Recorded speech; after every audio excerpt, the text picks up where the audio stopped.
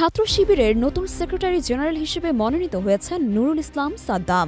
2025 সেশনের জন্য বাংলাদেশ ইসলামী ছাত্র শিবিরের কেন্দ্রীয় সেক্রেটারি জেনারেল হিসেবে মনোনীত হয়েছেন নুরুল ইসলাম সাদ্দাম। মঙ্গলবার দুপুরে ইসলামী ছাত্র শিবিরের সদস্য সম্মেলনে এই সিদ্ধান্ত নেওয়া হয়। এদিন সকাল 8টায় রাজধানীর সোহরাওয়ার্দী উদ্যানে এই সম্মেলন শুরু হয়।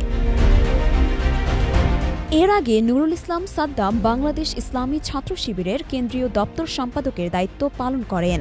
তিনি খুলনা বিশ্ববিদ্যালয়ে অর্থনীতি বিভাগ থেকে স্নাতক ও স্নাতকোত্তর সম্পন্ন করেন।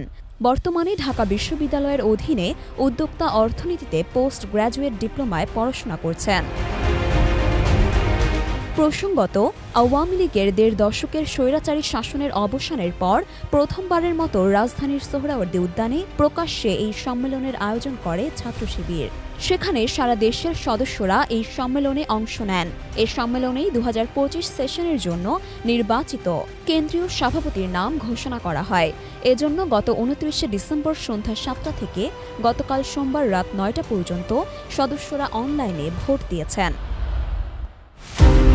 অন্যদিকে নবনির্বাচিত কেন্দ্রীয় সভাপতি সর্বশেষ দলটির সেক্রেটারি জেনারেলের দায়িত্ব পালন করছেন। এর আগে তিনি কেন্দ্রীয় দপ্তর সম্পাদক, কেন্দ্রীয় সাহিত্য সম্পাদক, কেন্দ্রীয় প্রকাশনা সম্পাদক, কেন্দ্রীয় আন্তর্জাতিক সম্পাদক, কেন্দ্রীয় বিতর্ক সম্পাদক, নারায়ণগঞ্জ মহানগর সভাপতি ও জগন্নাথ বিশ্ববিদ্যালয়ের সভাপতির দায়িত্ব পালন করেছেন। জাহিদুল ইসলাম জগন্নাথ বিশ্ববিদ্যালয়ে ইংরেজি বিভাগ থেকে অনার্স ও মাস্টার্স সম্পন্ন করেছেন।